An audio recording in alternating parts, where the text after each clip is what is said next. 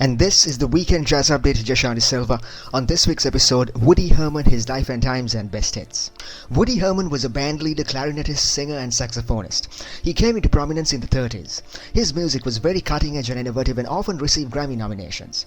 He started out as a singer in Wisconsin, then took up clarinet playing.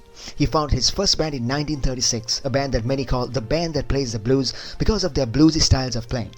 One of their songs, Woodchopper's Ball, was released in 1939 to massive success.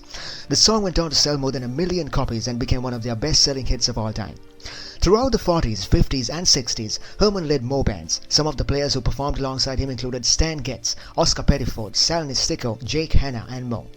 In the 80s, his style shifted from straight-ahead jazz to a blend of jazz, rock and fusion.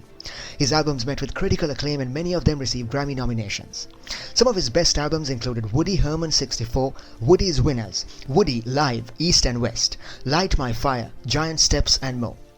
So that was some insight into Woody Herman, his biography and best hits. More details coming up. Also coming up, some trending festival and album news. Stay tuned to the Weekend Jazz Update with Jashanti Silva to find out more. We'll be right back after some music. And welcome back to the Weekend Jazz Update with Jashanti Silva. On this week's episode, Woody Herman, his life and times and best hits. During this hour, we're going to be talking about his biography. Woody Herman was a band leader, clarinetist, singer and saxophonist. He led some of the most iconic bands of the 20th century. His orchestras changed existing styles and many of their innovations are still practiced today. Woody Herman was born in Wisconsin. He started out singing and touring in local clubs, and then in his teens, he started learning saxophone playing. In 1936, he formed his first band, the Woody Herman Band, alongside some of his friends. The band became famous for their portrayal of blues classics and went on to be known as the band that plays the blues. In 1939, he recorded an award-winning album called Woodchopper's Ball. Collaborating with him on the album were Neil Reed on trombone, Saxy Mansfield on saxophone and others. He also had massive success with hits like Blue Flame, Dupree Blues, Blues Upstairs and Downstairs and Blues in the Night. In 1940, the Woody Herman Orchestra was at the top of their game and were listed as number 3 on the Downbeat magazine's most popular bands for that year. Their music was mainly influenced by Count Basie and Duke Ellington. Their mashup of swing and bop themes was greatly admired. Some of the popular musicians that played for the band included trumpetist Sonny Berman, vocalist Eddie Nelson, saxophonist Flip Phillips, trombonist Bill Harris, vibraphonist Red Norvo and others. In 1946, Herman disbanded the orchestra to spend time with family. In 1947, he formed another band, the Four Brothers Band, and started recording on Capitol Records. This band had a different style. They were more in line with cool jazz themes and featured names like Stan Getz, Zoot Sims, Al Cohn, Gene Ammons and others. He formed several other bands in the years to come, like the Third Herd and the New Thundering Herd. His music was also occasionally influenced by rock and roll. In the 70s, his style shifted to a more straight-ahead jazz style at a time when many jazz bands were shifting to a more rock-oriented approach. One highlight from the 70s was Herman's appearance in Madison Square Garden alongside Frank Sinatra for an iconic television special. He continued to perform until his death in 1987. The Woody Herman Orchestra went on performing under the leadership of Frank Tiberi, who still leads the orchestra today. In 2012, a documentary called Woody Herman, Blue Flame, Portrait of a Jazz Legend was released as a tribute to his legacy. So that was some insight into the biography of Woody Herman, and this is the Weekend Jazz Update with Jashanti Silva. We're going for a short break. We'll be right back after that. And welcome back to the Weekend Jazz Update with Jashanti Silva. On this week's episode, Woody Herman, his life and times and best hits. Now it's time for some trending album news. Jason LaPierre is an up-and-coming jazz artist who's known for his distinctive emotional style of music that blends jazz and R&B. He's garnered over 10 million streams on social media and has landed numerous Spotify editorial playlists. His music is gaining global recognition since he came to the music spotlight in 2020. His music is all about embracing the innovative and pushing boundaries, and he has collaborated with several leading artists all over the world from Cy Leo to Ebony Lauren. So Jason's set to release his debut album, Here to Stay. The lead single from that album was released on February 14th. The full album will be released later, showcasing his varied sonic palette and years of careful preparation, a compilation of his favorite songs. The album features emotional storytelling and several collaborations with leading artists around the world. The single set to be released is called Here to Stay, a dreamy nostalgic jazz ballad blending modernistic artistry with vintage charm. The song's a beautiful love ballad and is inspired by Charlie Bird's music. Also sees acclaimed artist Anthony Lazzaro on vocals. For more information, please visit linktr.ee/Jason LaPierre.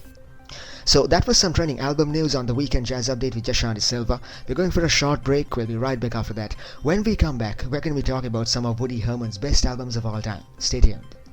And this is the Weekend Jazz Update with Jashanti Silva. On this week's episode, Woody Herman, his life and times and best hits. During this hour, we're going to be talking about some of his best albums of all time. Here's a quick recap of what's coming up. The first one's called Blues on Parade, released in 1940. This album gives us an insight into one of the first bands that Woody Herman led, a band called The Band That Plays the Blues.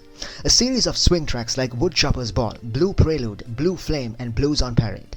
Woody Herman was released in 1963. This series of music comprises some great blues music, like Molasses, Blues for Sister Sadie, and It's a Lonesome Old Town. Woody Herman Show's 1944 to 1946 is another great album. This album features a series of great radio performances by Herman's band The First Third. The songs are basically unique renditions of classics and feature a great lineup of soloists. Woody Herman Mosaic Select was released in 2008. Many of the songs on this album are from an overlooked period in his time, the mid-60s, when he played on the Philips label. There's a selection of favorites and some great solos by the musicians. And Woody Herman featuring Stan Getz, released in 1997. This series of music was taken from a Carnegie Hall concert. The concert was centered around performances by both alumni and current members of the Woody Herman Orchestra. Some of the highlights from the performances: fanfare for the common man and a lengthy cover of Blues in the Night. And this is the Weekend Jazz Update with Jashan De Silva. On this week's episode, Woody Herman, his life and times and best hits. During this hour, we are going to be talking about some of his best albums of all time. The first one's called Blues on Parade, released in 1940. This album gives us an insight into one of the first bands that Woody Herman led, a band called The Band That Played the Blues. He played in that band from 1936 to 42. Much of the music emphasized during those years was ballad music, but here there's also a series of swing tracks like Woodchopper's Ball, Blue Flame, and Blues on Parade. There's also some great pieces by smaller combinations led by Herman, like the Woodchoppers and the Four Chips. Also a Dizzy Gillespie composition called Down Under. Woody Herman was released in 1963. This series of music comprises some great blues music. The opening track is a hard-swinging blues song called Molasses, featuring saxophonist Sal Nistico and trumpeter Bill Chase. A very snappy opening song. This song is followed by a rendition of Blues for JP by Horace Parlan. Nistico also shines in a rendition of Horace Silver's Sister Sadie.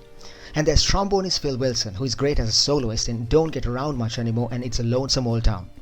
This is a great album that showcases the old big band format at its best. Woody Herman Show's 1944 to 1946 is another great album. This album features a series of great radio performances by Herman's band The First Third. The songs are basically unique renditions of classics and feature a great lineup of soloists. There's trumpeter Sonny Berman, trombonist Bill Harris, saxophonist Flip Phillips, and more. The First Third were renowned for their spirit and deep witty playing. There's also guest vocalists Mildred Bailey and Joe Stafford. There's also some great instrumentals, many of them featuring band members from Herman's band The Woodchoppers. Songs like 1, 2, 3, 4 Jump, Flip the Whip, I Got Rhythm, and Half Past Jumping Time. Woody Herman Mosaic Select was released in 2008. Woody Herman was more focused on making music that he loved rather than sticking to mainstream music. Many of the songs on this album are from an overlooked period in his time, the mid-60s, when he played on the Philips label. At this time, he was touring and performing with other newcomers to the field like trumpeter Bill Chase, tenor saxophonist Sal Nistico, and trombonist Phil Wilson.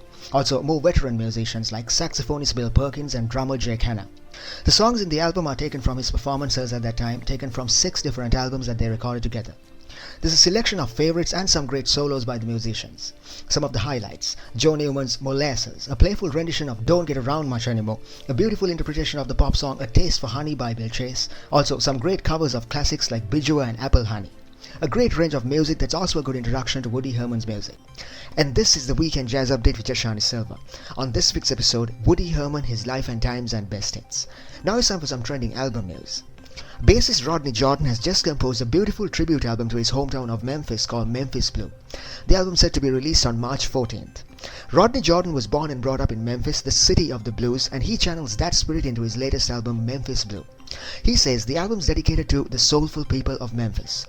He's joined by a talented lineup on the songs, from Melvin Jones on trumpet to Mark Sturbank on saxophone to Quentin Baker on drums. The album combines some great original compositions by Jordan as well as covers of jazz classics by Bibby Grice, Johnny Mercer, and Mulgrew Miller. It's all about celebrating the spirit of the blues. Some of the highlights of the album: a moody song called The Storm Will Pass, a sweet, yearning love song called Escapatoria, and a soulful tune called The Art of Blakey. There's also unique renditions of classics like a haunting version of the classic Autumn Leaves. So this album is a tribute to the blues heritage of Memphis. For more information, please visit www.rodneyjordanmusic.com. So that was some trending album news on the Weekend Jazz Update with Jashan De Silva. We're going for a short break. We'll be right back after that. When we come back, we're going to be talking about more of Woody Herman's best albums of all time. Stay tuned.